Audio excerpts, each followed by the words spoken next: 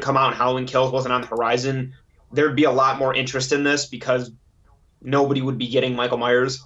So the fact that we are, it's just another story. But again, with Jason and Friday the 13th, we haven't seen anything in 10 years. Sure. So it's cool to see someone's doing something with him And and bringing the character. and with that, we're live. Hello, I'm CP of Wiliscredia, and you are James Coleman of the multi-part fan film Halloween Inferno. So as you heard, he was talking about the encouraging environment that it seems like I can't do one of these without talking about Vince and Never Hike Alone, but it has opened a door for people. James, why don't you introduce yourself to the viewers here? Hello, guys. My name is James Coleman. I am the writer and one of the directors of Halloween Inferno Part 1 and 2. My brother, who also plays Michael Myers, was the co-director on it. Just wanted to throw that out there. So, how much did you plan ahead? Like, how much of this was it like just an idea, and how much of it was like a genuine thing where you sought out that we're gonna make a Halloween fan film. We're gonna do pretty good at it. I would honestly say this, and it's going to sound funny, but it's almost like I've been training for this my whole life. When my brother and I were 9 and 10 years old, we made our first Halloween movie. Okay. It was just in the basement with two of my good friends because their grandfather had a camera, and it was an hour and a half of us running around, killing each other, getting ketchup on the floor. Yeah. So for years though, we kept doing it. We kept making them. We kept doing Halloween films, and they weren't good, but we would put them on YouTube. Either some people would say good work, or they would shred us completely. Yeah. And we stopped doing them for so many years. After high school, I was like, let's focus on our own original work, and we did our own films for I don't know 6 7 years, doing our own original content, a lot of that stuff. And when 2018 came around, the 40-year anniversary, before the film came out, we did a Halloween 1978 kind of throwback film in that style, the blue lighting, all Hmm. that. And it got a couple thousand views, nothing huge. And we're like, okay, it was something fun to do, a little project for the night. Hmm. Then after 2018 came around, and we loved Halloween 2018 for the most part. We definitely think it was a step back to the right Sure. direction after the remakes and all that.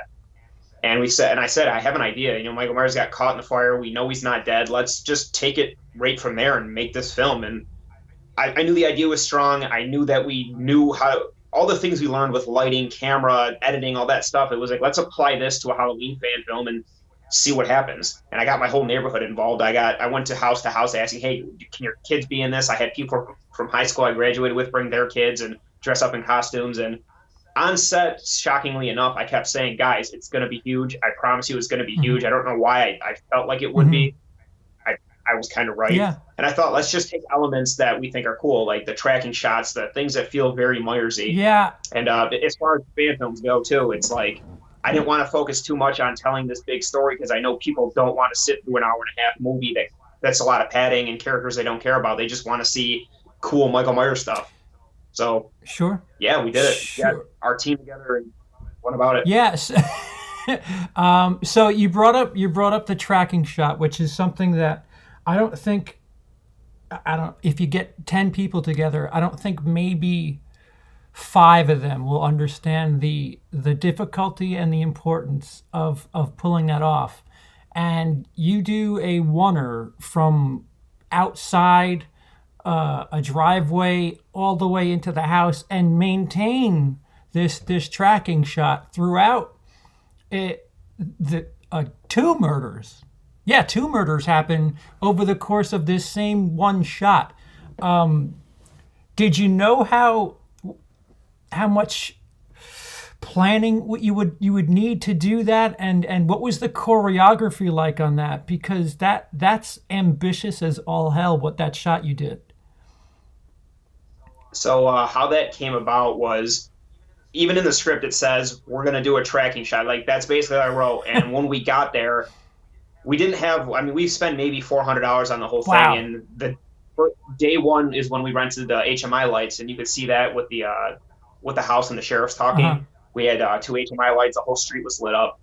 But the second day we didn't have those. We just used what we had.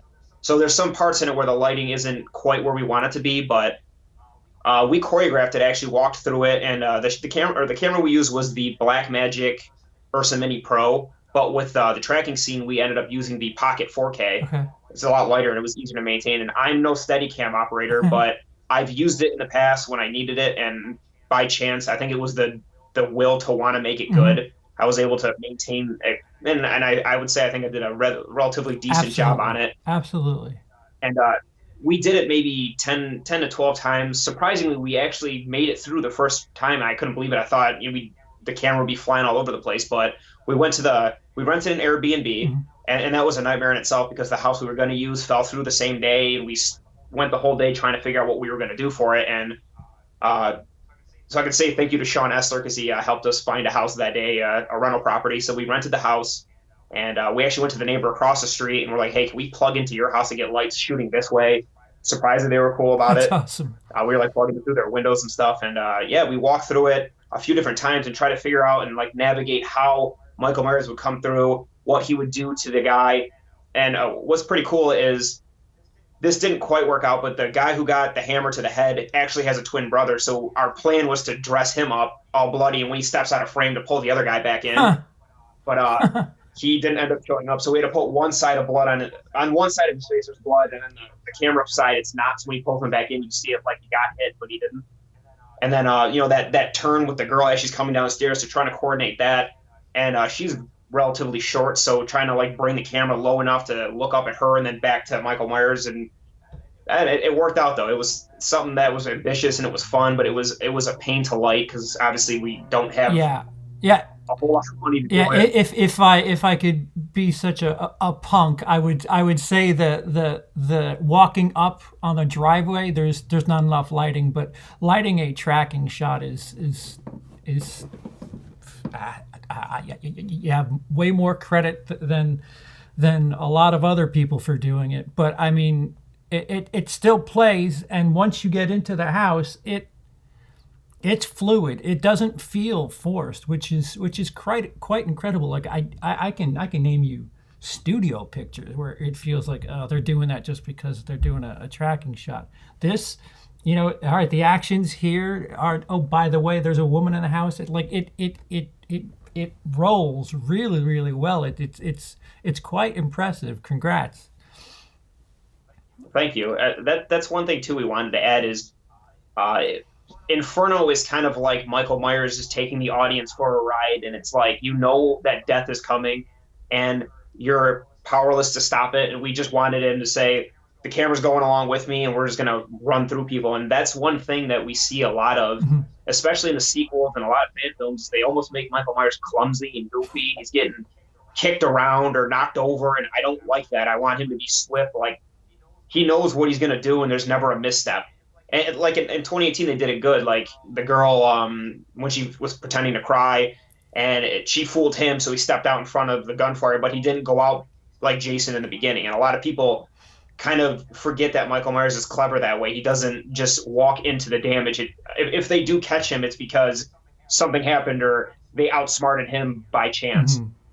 And that's Inferno Myers. And like our Halloween Inferno Myers is just straightforward predator, walk through everybody, and it's going to take a whole army to stop him. All right, so I've heard I've heard from people who know some people that I trust very much, that the look of the mask for Halloween Kills is quite close to the mask you used in Inferno. Now, did you have any sort of? I mean, you shot Inferno before they even started shooting Kills. So, did you have any sort of info on what it was going to look like, or any sort of knowledge on how to make his mask? No, we actually based it off of 2018. If you watch the movie at the very end, when the fire engulfs him, it's right on this left side of his face. So we thought he that was a huge Uh-huh. inferno, hence the name. But he was in there long enough that something he would sustain some kind of damage. There's no way he'd get out of that clean, and a rubber mask is not going to hold up very well, or latex mask, whatever Mm. it is. But that's not going to last very long in a fire. So we went to our effects. He's our producer, and the effects artist Michael Del Rosa. We thought what do you think? What's your idea for it? And we handed him a 2018 mask, which I tried to repaint originally and failed miserably. And I gave it to him, and he did a complete overhaul on it. Then it was cool how he did it. He designed it with hot glue and created that burn look Yeah. to it, and then melted the hair and singed it and pulled it out and repainted it. And it has, I love the look of it. It's super cool, and I feel like that's something. I mean, now you said it looks like Halloween Kills, but I thought that was something that was a little more organic to our film. But I definitely feel like Well, it's a very fine yeah, line. they could change it, or you could have something that people will mistake for Halloween Kills. So there's that. It's just a mask. Yeah, and I think that's something that's a very fine line to maintain Michael Myers' kind of enigmatic look Hmm. without going too far. Like I feel the Rob Zombie movie went too far where it's ripped off and you see the face underneath. Like that defeats the purpose of Michael Myers is having that Hmm. emotionless blank face. And I think with the side of it singed, it still maintains that kind of melancholy look where it doesn't have any expression Hmm. still. You don't see the character underneath. You don't see what he's doing. It's just blank. Right, right. And so during Halloween Inferno, the first one, you have a gag, you have a visual joke that if people aren't really sharp and aren't paying attention, they may miss it, but that appears to be it for the humor, which I commend you for because 2018 was so heavy on the humor, and your visual gag is funny. It's funny. It's well timed. How did I like again? This is something that feels like it was choreography. If anything, all right, we're gonna have these people talk and just drive by at the right moment. And how much work went into just this visual joke?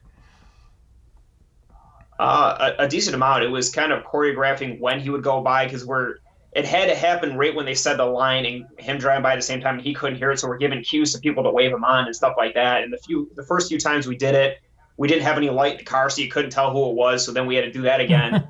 Also, we were on a main road, so people were coming around and driving around and interrupting shots. But I think Halloween one of my favorite scenes was when Dr. Loomis is talking to sheriff and he's looking for Michael Myers and he literally drives right by him.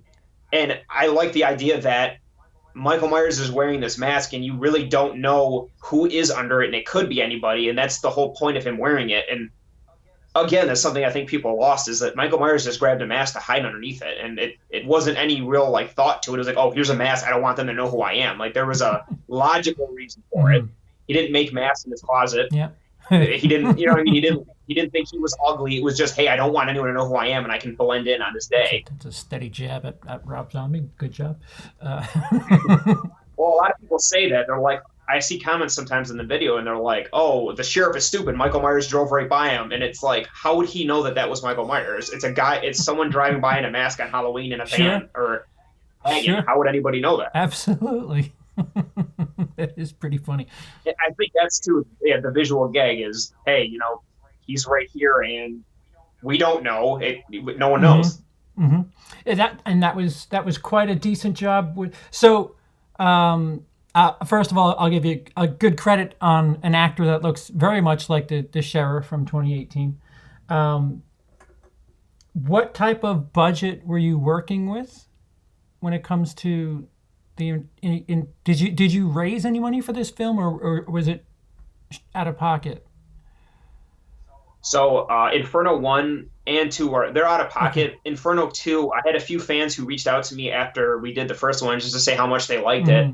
So when we decided to do Inferno Part Two, and one of the reasons we decided to is our downtime is in the winter. We're not really doing anything, and I kind of have Michael Myers fever. So does my brother, and one of the other producers on it. His name's Adam. Is super huge Halloween fan, and we were constantly talking about it. And we're like, he had the idea to burn the hand. He said we should have Michael Myers cauterize his hand. I was like, that is an awesome idea. Let's figure out a way to work the scene around that and make that happen because I think that's another thing people will talk about. But Hmm. we reached out to a couple of those fans that were interested, and they were about it. They said, "Yeah, I'll pitch in some money." We ended up raising around like $1,300, and then maybe put in like another couple hundred ourselves.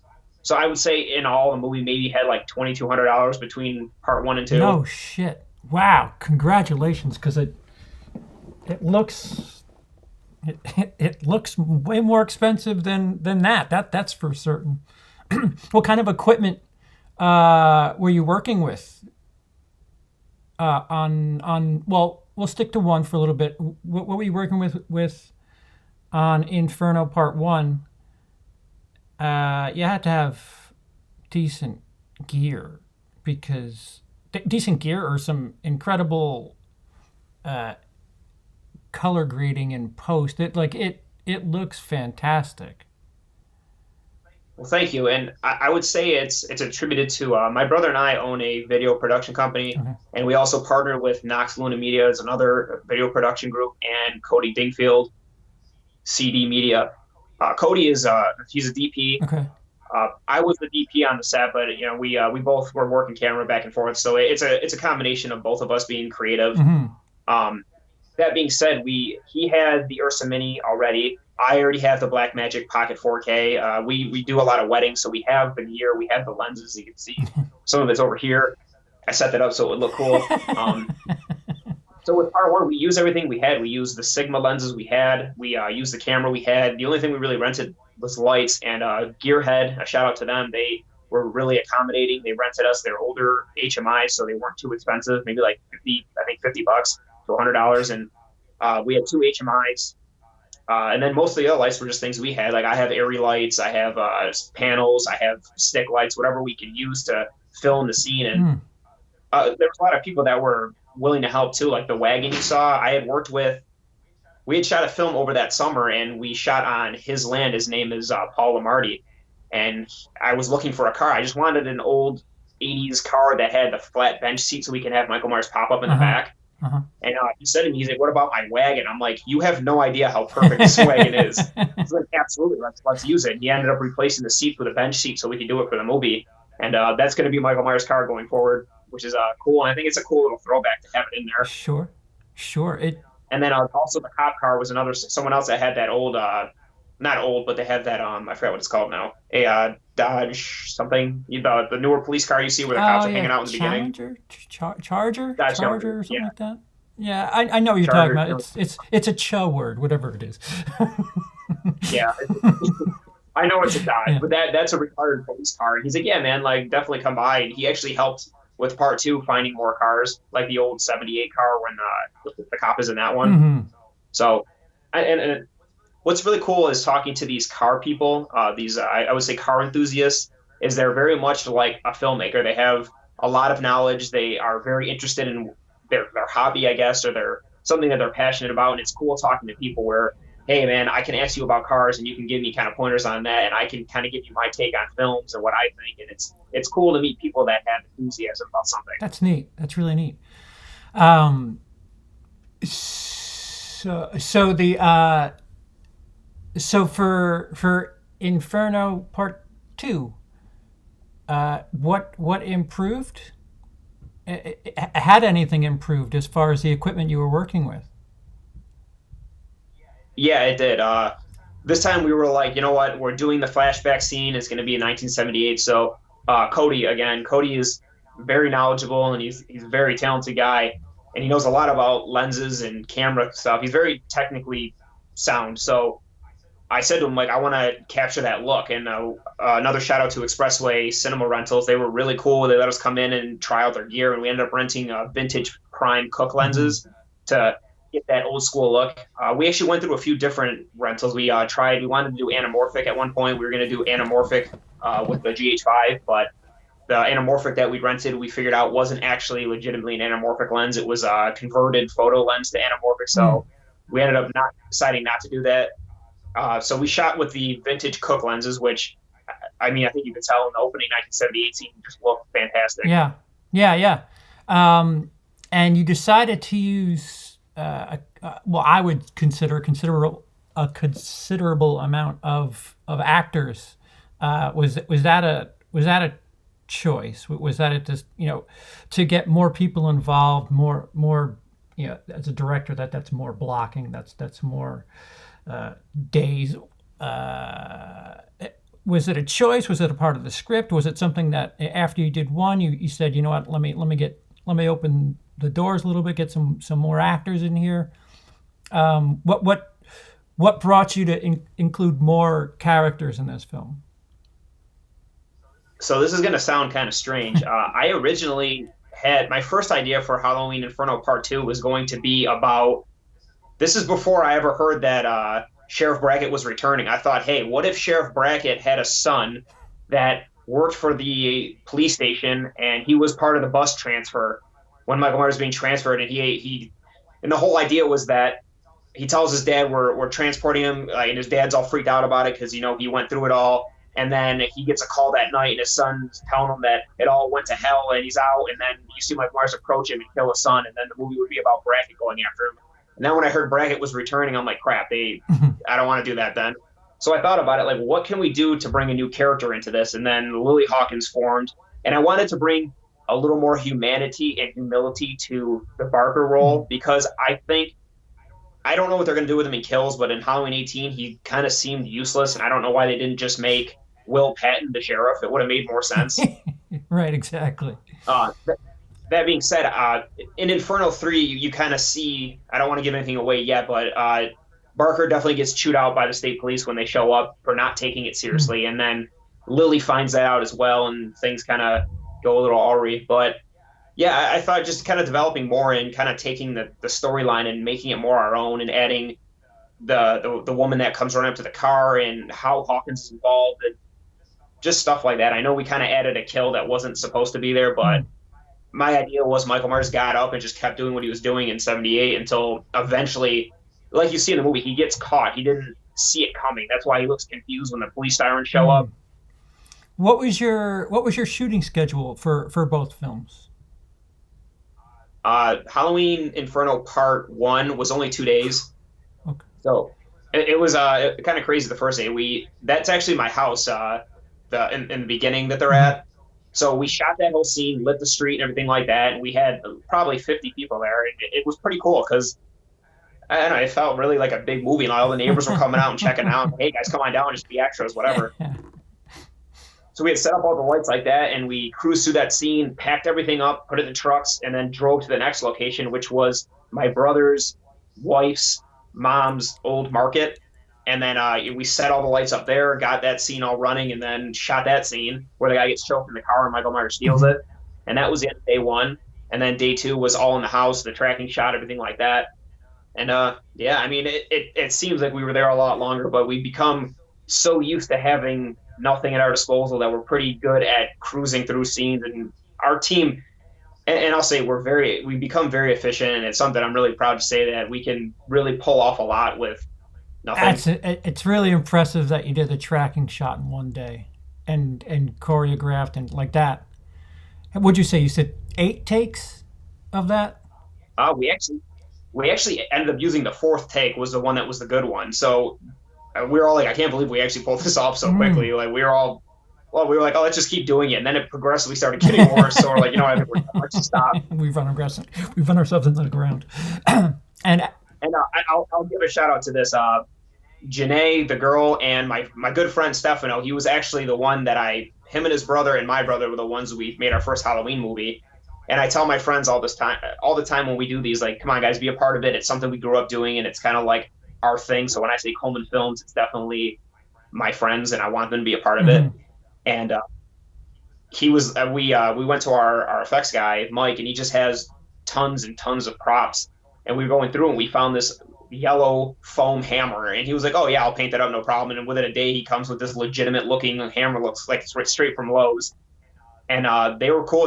My friend's like, "Yeah, just hit me as hard as you can with it." And Janae was like, "Yeah, go right ahead, just lay it into me." So yeah, it adds to the realism. Oh sure. And then Zazu, of course, sound effects were awesome, really solid. Oh right.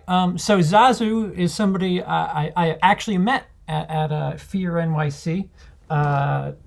When I was there with Cecil of the Horror Show and Vince from Never Hike Alone. They showed Halloween Inferno there. Have you seen it on a big screen yet? I did. It also played here locally in I forgot, upstate New York, Fear something. It was one of the festivals here, and it literally So actually, Robert Wickman, who also was a producer and the one that got strangled in the car, he was part of this festival, and he was like, "Yeah, let's get it in there." And it premiered there actually. So everyone that was in, I said, go down and check it out in this theater. That, That was before we actually uploaded online, which is pretty cool to see. that's awesome. Yeah, and to the credit of Zazu, the audio is quite impressive. It seems like you have a perfect storm, whether it come to the low budget, the look of it. It seems like everybody was on the same page to get something done that really shows and looks like something worth far more. How did you get? What was the notes? Because Zazu, was he full on Foley and music, or was he just, what was his role in? For Oh, Yeah, okay. sorry, So I don't know how to end this. no, all post audio was done with him. And he was actually the boom operator for most of it. Only for day one, he wasn't of Inferno Part One. Okay. I think he was busy with something, but since I met Zazu, I've been torturing him with tons and tons of free work. But it's become a point where we're a team, and whatever we do it together as a team, and we're all going to find the success together. And yeah, Sarno Productions, all post, and Zazu does incredible Mm, work, mm. and I couldn't recommend him enough. And he doesn't get the credit he deserves. But I mean, a lot of it too is like the sound effects and the library he has and his ear for things. It's always funny when we're editing. I'll bring him the footage. He's like, "Do you hear this? Do you hear this little sound here and that sound there?" And I'm like, "No, I don't." But go ahead and fix it. That's awesome. No, it is. It's especially with headphones. It's a hell of an experience. Or at the theater, like that was my first experience with your film, was at a tiny little theater, but man, it belongs on a screen that size is the best thing I can say. As for the working schedule on part two, did were your days increased considering how many people you had to work with, or? So let me give you some night. So day one was actually the flashback scene, Okay. and that day it was incredible. And I'll be honest with you, we blew most of our budget that day. We had pizza, we had subs, every food you could think of, coffee, pop, everything. It was just a fantastic day. We had a nice setup here. The house was beautiful. So in one room we had all crafty stuff. Everybody was hanging out. We had a huge team. We had photographers there, and it was just a great day. Things ran smoothly. We started off with the flashback scene, which we actually didn't intend on doing that shooting scene until we saw the room when we checked out the location. I'm like, this is literally the perfect place. Let's just do the him getting shot over again. That's one thing. I mean, I'll never knock Halloween 78. It's an amazing film, but I thought let's do it with squibs and see him actually taking the bullet hits, and I think that'll be pretty cool. So we end up getting through that, cruise that through that pretty quick. Then we moved on to the car scene. Then after that, we came back inside and did the cop coming in, Michael Myers, all that stuff. Uh, that was a really nice, smooth day. The actors were great, and everybody really I said the train ran really well, and the gears were well oiled, and everyone knew what they were doing. Mhm. Day two comes Uh-oh. along, and here's where it gets bad. I had secured a location with this woman, which I'm not going to get into it, but any filmmaker, and I'm sure you've experienced this, you rely on people, and when you do that, you put yourself up for a lot of Mhm. disappointment. So I had texted her the day before, "Are we all set?" "Yep, we are all set. You're good." Tuesday comes around. I text her in the morning, "Hey, can I come get the key?" No answer. 12 o'clock. I text her again. No answer. I call her. No answer. No answer. No answer. It goes on like that. And now it's 4 or 5 o'clock, and we're like, what the hell are we gonna do? So one of our art department, Kaylin Servini, Mhm. her mom works, and her mom too, Brenda, always been very supportive. She's been on a lot of our sets. We work on a lot of stuff together. She's also an actress. She's like, okay, I'm going to see what I can do. And her mom ends up getting wherever her mom works. So yeah, go ahead, use my office. And honestly, her office was a better location than the one we originally had. So that somehow worked out. And everyone's calling me, what are we going to do? We're all freaking out. And at the last minute, we find a location. So props to her. She saved the day Mhm. on that one. And yeah, we went forward, shot that day. And then, okay, so day three.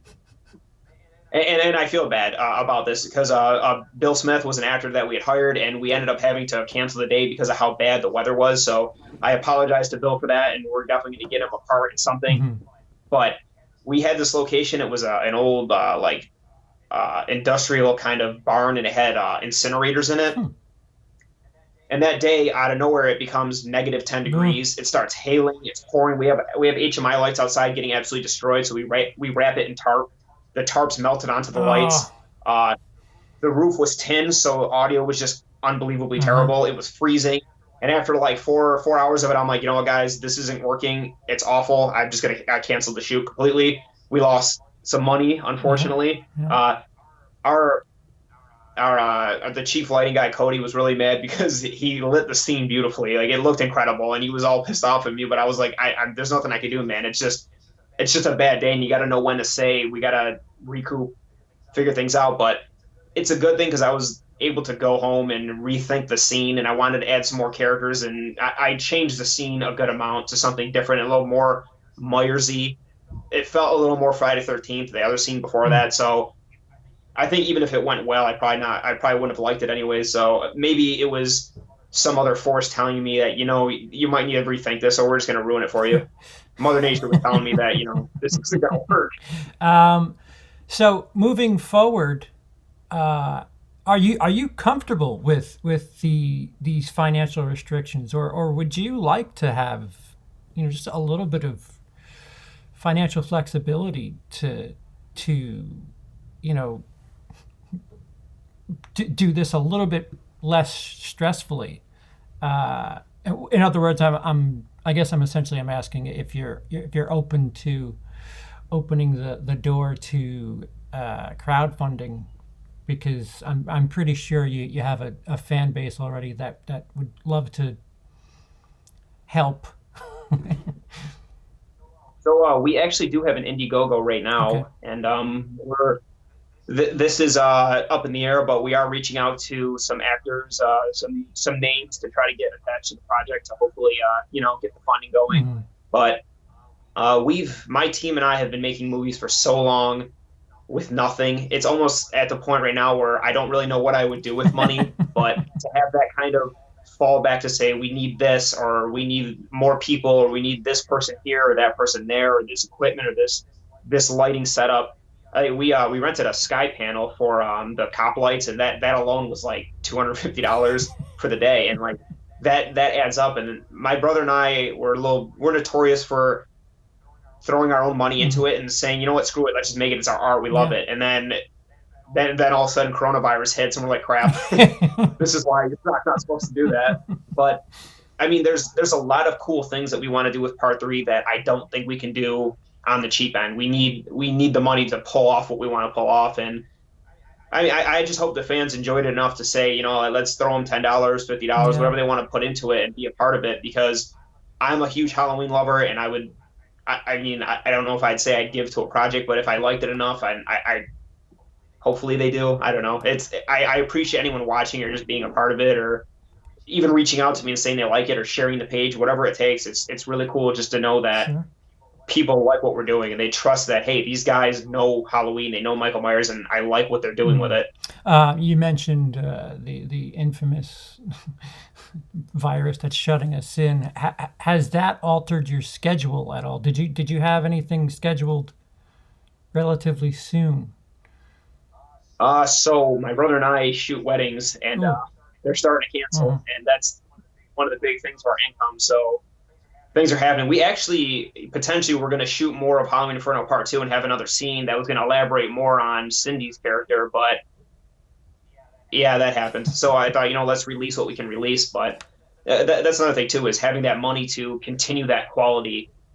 It helps. Like we can only do so much and maintain that quality. Like I see a lot of fan films that people tell me make this longer, make it longer, and it's like I wish I could, but I can't afford to Yeah. keep giving people money out of my pocket. Right. And my team is great. Don't get me wrong; they help a lot, but it only goes so far. Like getting locations and feeding people and paying actors, and I think they deserve to be paid just as Sure. much as anyone else. Sure. They're putting the effort in. Sure. But to maintain that quality without, I don't want to have a film that's padded out that's an hour and a half that could be 40, like that could be 30 minutes if it didn't have so much unnecessary scenes to it. Yeah, well, a lot of that too sometimes is people helping out, and people are getting roles because they they helped out as a boom operator for a couple of days, so they get their 5 minute scene. At least that's my experience with stuff like that, where you have a movie that's 40 minutes too long because everybody's promised screen time, and that's not always the best way to do things. I agree a lot, and I again a lot of the fan films I feel like they pad it out and they don't really go anywhere. Mhm. Again, hey, we're going to a party, and then they're all talking about Michael Myers, and it's like a lot of this is unnecessary. Just move the story along and just get to where you're Yeah. going. And I think that's what I want to do with this Halloween Inferno series. Like I don't want someone watching it to be bored and say, "Can something happen now?" Like in that 12 in the 20 minutes that Inferno has so far, there's a lot of story told and a lot of action so far. Like, we've seen a lot of Michael Myers, a lot of cool things he's doing, and it doesn't. At least I don't think it does. I hope it doesn't. It doesn't go to a point where you're like, can they get on with this? Like, can something happen? I'm bored. Are you good to answer some chat questions? Yeah, Okay, absolutely. so I'll buy them time, and anybody in the chat, if you have anything to ask, go ahead and I'll relay it. I do see Janae's here. She said, I had a blast being murdered. Thanks for the shout out. I think I saw Zazu too. Yep, Sour Note. I see. You're the best at dying. Took the hammer strike like a champ. What else we got here? Um, it takes time because there's a delay. So Gordon, Green, and McBride already broke the ending of the original by deciding that Myers was arrested in the first place. So you kind of have the freedom to do what you want there. Yeah, and I gotta say honestly, I feel like Halloween One is a standalone film, and any sequel is going to ruin what happened. The most amazing thing is you just shot a guy 4 or 6 times and he's gone, and that's in the movie, and now he's just out there still. But I don't know. It's to me like nothing. No, nothing you do can be okay at that point. Like, oh well, he could go missing for so long and show back up, but it just when you end on that note, there's nothing a sequel can do that can not ruin it. Brooke says it's amazing you produce such amazing films with not a lot of funding, shows the talent involved, and as a huge Halloween fan, I loved it. Thank you. Um, Really, really glad you guys. and Brooke, I always say this. My brother and I, we love Halloween. Michael Myers. Growing up, kids liked Batman and Superman, and we were obsessed with Michael Myers. And we were probably kids you should have worried about. But it's awesome to say the very film that got us into making films is now the film people are knowing us for, and it's just cool because we always kept up watching fan films and we kept saying to ourselves, oh, we can do better, we can do better, and then we finally put our money where our mouth was and made one again, and the response has been really cool, and it's really exciting, and I just want to say thank you to everybody for watching it because again, we're like you guys, we love Michael Myers, and it's I feel like you kind of have to be a weirdo to get it, so what thanks guys. do you have any like pressure? Is there any extra pressure on yourself for tackling something that you love? Like, I don't know.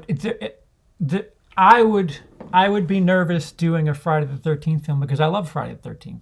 I don't know if I did something that I wanted to do with the series and people rejected it, I would feel horrible. Is there any sort of pressure on yourself that, okay, I'm tackling this holy franchise here, and what I happens would if say I would say 100%. And I've actually had this conversation with a lot of people, and they say, well, it already has a built in audience. And I'm like, that's exactly why it means more because I'm a Halloween Mhm. fan, and there's so many things that I complain about in the sequels and the fan films and the remakes. So to know that majority of the responses have been positive, I know I'm doing something right because I know how specific Halloween fans are, as well as Friday the 13th fans. Like people, uh, assuming did you enjoy the Friday the 13th remake? The first 20 minutes or so, I did. And then I actually have a video on my channel that I talked about this, and I feel like a lot of the remakes they sacrifice the integral little details, I guess, about the character that make him who he is. Like Michael Myers is this quiet, elusive weirdo. Mm-hmm. He's crazy. He's a lunatic. He's setting people up and everything. And they replay the same thing. Leatherface. You have the Texas Chainsaw Massacre. And Leatherface is this mentally disturbed freak, I guess, that's kind of controlled by his family. And he doesn't really. I don't really think that there was never the intention to make Leatherface this big brooding monster in a mask. They And the same keep thing. messing around with Leatherface. I don't know what, like, they keep tweaking it, and that's the strangest one is Leatherface. I'm sorry, I didn't mean to cut you off.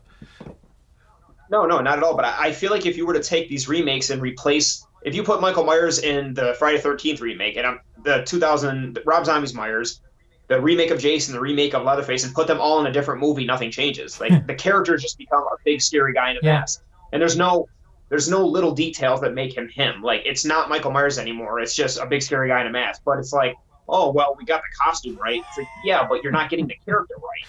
Like Michael Myers didn't have a bad upbringing. He wasn't tortured and abused and beat up in school, and he wasn't a rebel that told his principal to f off. Like yeah, that's not Michael Myers. Like you're changing the character now. Like make your remake, but don't change the character. Keep the character, and you get what I'm saying. Just yeah, because he's wearing the mask doesn't make him the character. And sure. Jason wasn't this elaborate tunnel digging hunter.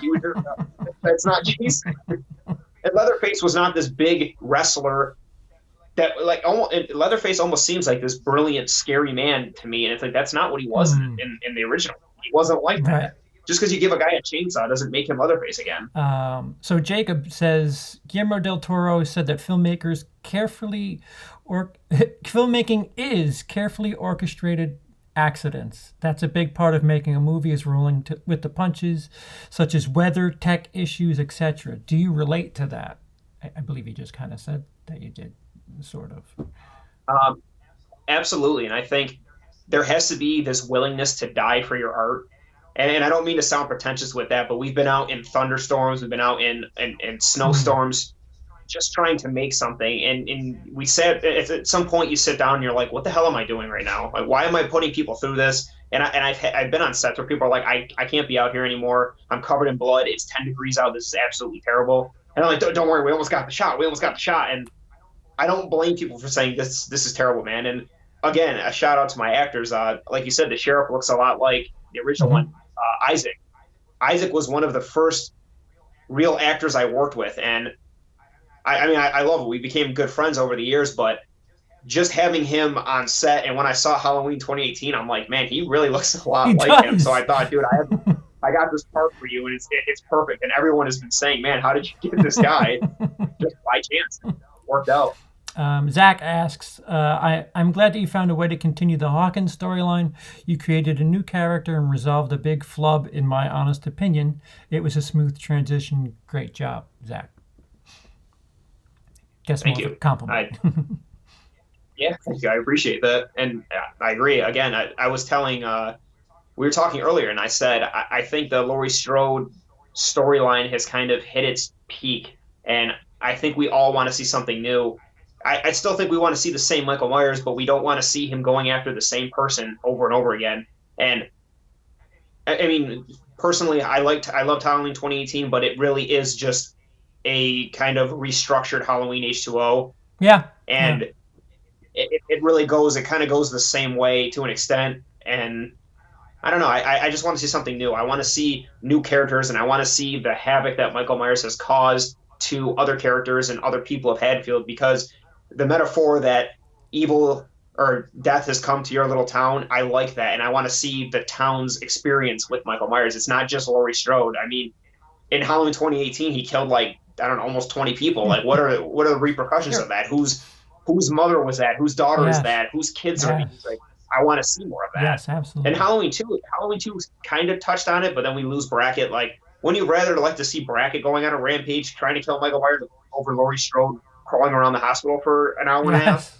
Yes, yes. So Long Dong asks both of CP and James Coleman, do you think Halloween Kills will be fantastic or just okay?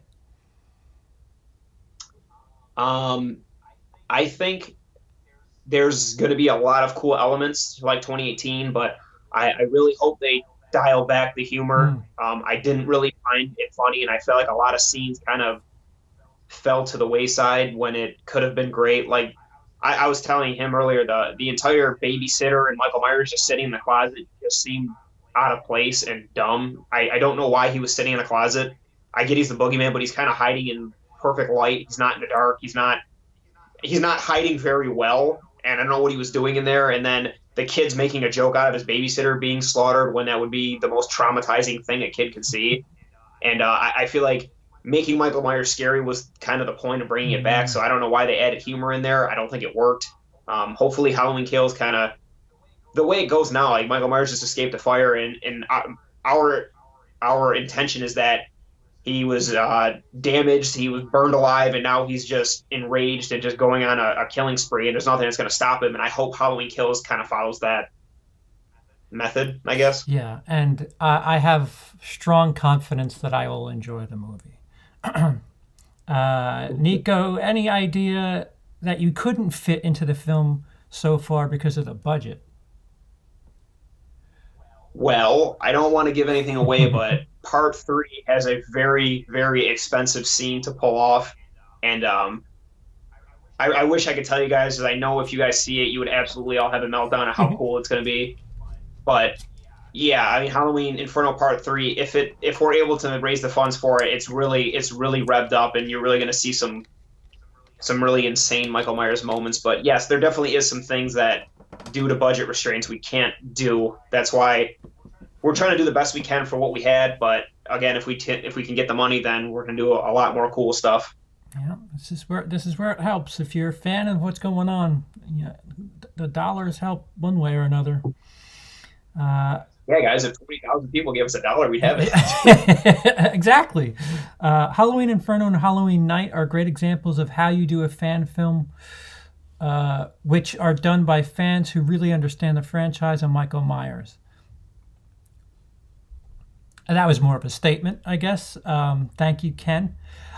Do you think? All right, so this is something that I get heat for because people send me fan films a lot, and I will judge fan films the way I judge a studio film, and a lot of people tell me that that's unfair, but I think that if you're putting this much effort into something that you're a fan of that you think is important, I would hope that if I did something and I didn't quite do something right, that I would hear about it. It's one.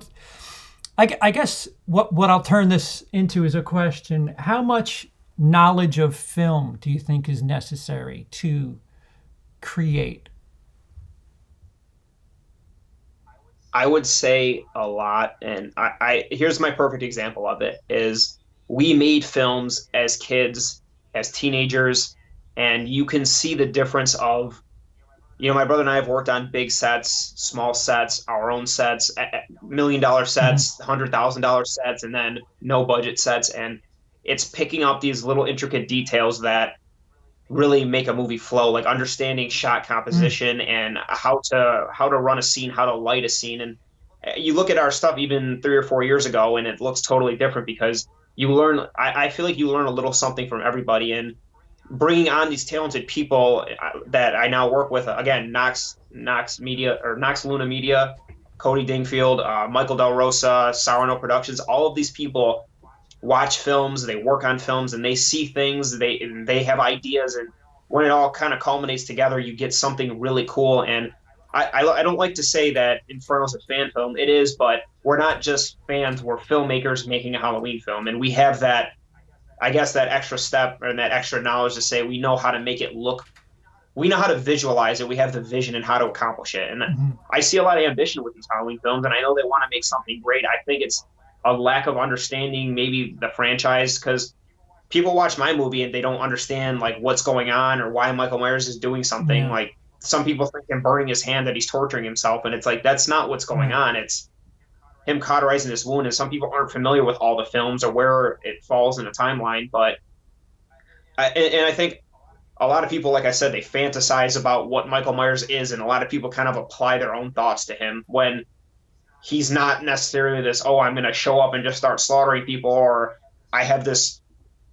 I don't know. It's very strange. I think some people just interpret Halloween different or Michael Myers differently, and like you see that they don't quite understand why he should do this or why he shouldn't do that, or why the costume doesn't quite look right, or why his movements Right. need to be a specific way. Or Right. and a lot of people tend to play him like a robot, and I don't know where that came from. Yeah. Yeah. It's perfect terminology. I would say people who are telling stories that need work. They just have the what covered. This is what I want you to know. They don't have the how or the why of the what should be happening in the story, and it makes it difficult as a viewer. It's I mean it's great if you want to shoot like something that looks like a music video, then there's that. But if you want to tell a story, there's a couple of more steps to it. I would hope. I don't know. I get heat for it. So No, and I agree. And what's one big thing that I was told when I first met Michael Del Rosa, I was maybe 19 or 20, 19, and I had made a film. It was a feature film. It was a crime drama, and I thought it was the greatest thing that I had ever made. And I sent it to him, and he's been in Hollywood for 20 years, worked on I Am Legend, Van hmm, Helsing, 300, Passion of the Christ, all these amazing things, and he says this sucks. And I mean, it's a shot to my ego and my pride. I'm like, what do you mean it sucks? You don't know what you're talking about. But having someone that'll be honest with you and be like, yeah, it's not yeah, good, and you take that objective look. And now and I say this, a lot of filmmakers are miserable and they're a little bit, a little bit touchy feely, and a lot of them are very like bitter. It's because you have to have thick skin and you have to take that criticism when you put your all into something and someone just completely shreds yeah. you. It's humbling, but I guess it kind of makes you a little bitter. But um, yeah, I just think I don't know. I kind of lost what we were talking about. What was I don't know what the point. Yeah, I don't know. What, Yeah, do you think that people who aren't informed, who perhaps don't know everything about how to tell a story, should be taking on stuff like this, where it almost seems like they're just getting, oh, here's a thing people know. yeah, I'll do whatever I want because attention. I actually here's the best way I think about I could say this is it's good to make your films and but you have to understand this is no matter what the audience doesn't care what your budget is, they're looking at it like anything Right, else, like, well, I only made this with $300. They don't care if it's crap, it's right. crap, and they're going to be and you have to take that and say, yeah, okay, I get it. Like I've talked to other filmmakers, other Halloween filmmakers, and they ask me like, how did you do this? Why did you do this? Can you tell me like some things? Like, absolutely, I'll share my experiences with you and what I think is right. Mm, But everybody's different. Like I'm very much about shot composition, keeping the camera on the sticks, very structured shots. I don't like a lot of camera movement because I feel like the action should take place on camera. yes. But other people are Mm. different. They like that shaky cam, hectic, and that's not me. But again, it could work for somebody Yeah. else, and I know I get very judgmental about it, and I hate it. But No, I'm I right there get with that you. It could be a reason why I really fell in love with Inferno. Not a nice steady cam. Zach has a question for James. If you could bring back one classic character, not Laurie, from the Halloween franchise for a future part in your series, who would you bring back?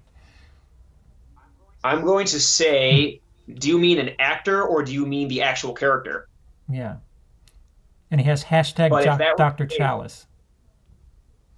one actor I would bring back is Ellie Cornell. That's somebody I think really didn't get a fair run at it. I think they developed a great character in Halloween 4 and then killed her off moronically in part 5. And I don't know what their thought process was, or I mean, I don't know what a lot of the thought processes with any of the Halloween sequels were, to be honest with you.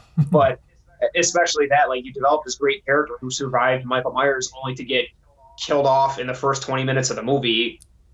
I I would like to see her back in the series and in Inferno series. So yeah, that's my person. Let's go with that. Question for James: how much went into the opening scene in part one when the Strode house was shown on fire? A lot. That was a tough scene to pull off, and I don't want to give away how we did it, but it definitely was. We had to figure out some things and how we were going to get a house on fire to really get that You, look. you So really had a house on fire? You didn't use. Uh, it's okay. I would. it's a don't ask. It's a don't ask, I don't would have tell. guessed repurposed footage, but okay. Um, wait. The humor in your movies are carefully handled. It's not laid on too thick, unlike some modern horror. Where do you think the other films, like the latest Halloween, go wrong, and how do you get it right? Here's the best way I can say it: the humor has to be at the right time. And Michael Myers killing your babysitter is not the time to crack a joke. I think Michael Myers driving by these stressed out cops is kind of a funny moment because it's almost ironically Mm, funny because the situation is a killer just drove right by you, but it's almost like Michael. I've always thought Michael Myers had a sick sense of humor. It maybe not in the sense that he's laughing about things, but he sets things up that are kind of like bizarre.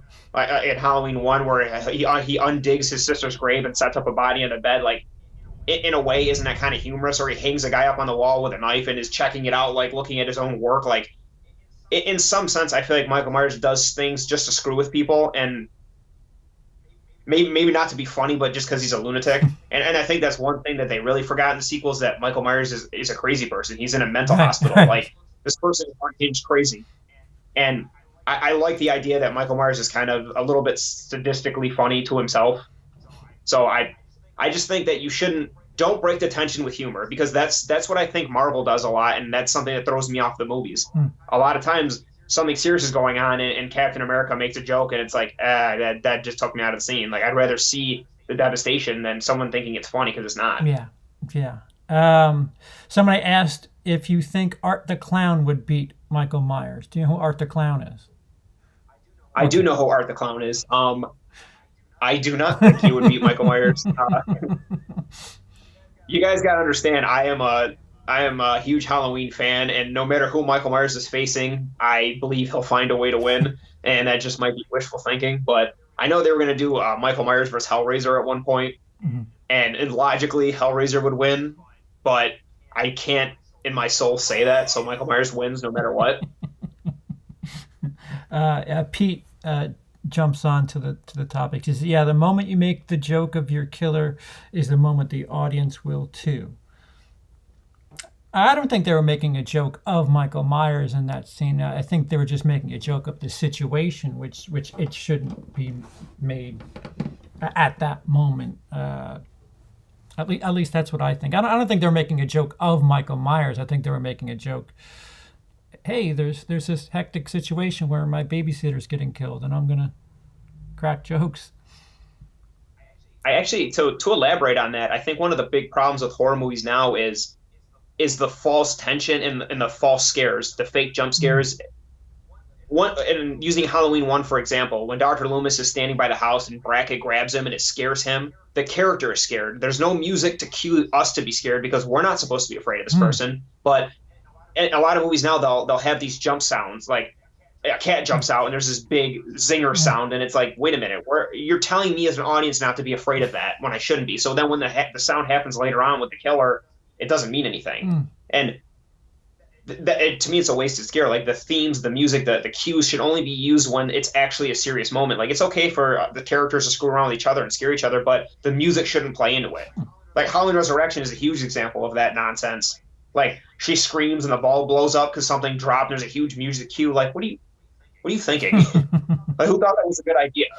Uh, Him wearing the sheet pretending to be Bob shows that he has a mean spirited sense of humor, something that got lost in the sequels when they made him a Jason clone. So good on you for getting that.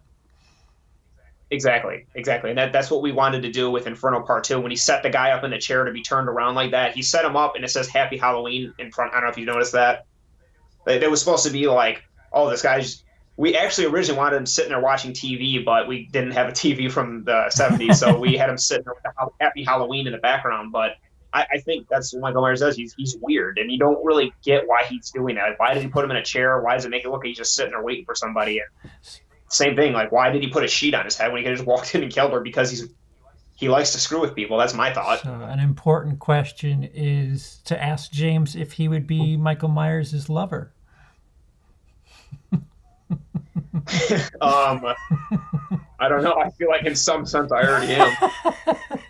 It's not a physical one. Yeah, that was from Zazu. So, why don't you tell us about? It's been an hour, so why don't you tell us about what you got coming up? What's in store for us with the Inferno series, and if people want to help, how they can help. So, guys, you can go to our page. If you watch either one of Inferno Part 1 or 2, our Indiegogo is attached to that.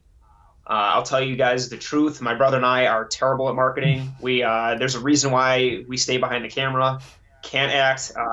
I've tried. It's not my thing, and I don't pretend to be. I don't want to be in my own movies because I don't want to ruin them. Um, for Inferno Part 3, and let me clarify the timeline for everybody really quick. Inferno Part 1 takes place. Michael Myers escapes the fire. He steals the wagon and drives by the sheriff's. Then we go into the flashback on Part 2. And then we meet Lily Hawkins. She finds out her dad's dead.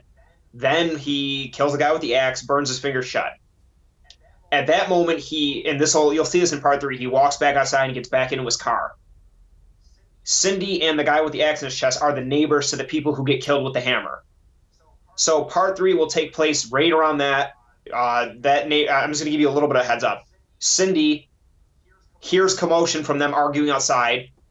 She goes to check on them after seeing this wagon leave their house. She's going to see their dead bodies, and then the whole movie takes place after that. So Michael Myers will have that new mask in Part 3, for the most part. Oh yeah, that was the one thing that like I remember hiccuping, thinking, wait a minute, he got the clean mask at the end of Inferno Part 1, but I forgot you messed around with time there. It's funny hearing it from you. It makes sense, and yeah, and that was a budget thing. We just didn't have the money to do all that at first, so we kind of wanted to go back a little bit. Like I even said to myself, we kind of dug ourselves in a hole by switching the mask so soon. It's like, all right. But I say this: if the timeline is confusing, then it's not a Halloween movie. There you go. You set the bar. Well, we have like 9 timelines so far, so just wanted following the theme. Yeah, and then sprawl off, and then do different ones when you feel like it's a little stale. Yeah, I think we're going to be 8 feet in some point. Do you have a production schedule, even with the current climate? Well, we wanted to do August, September.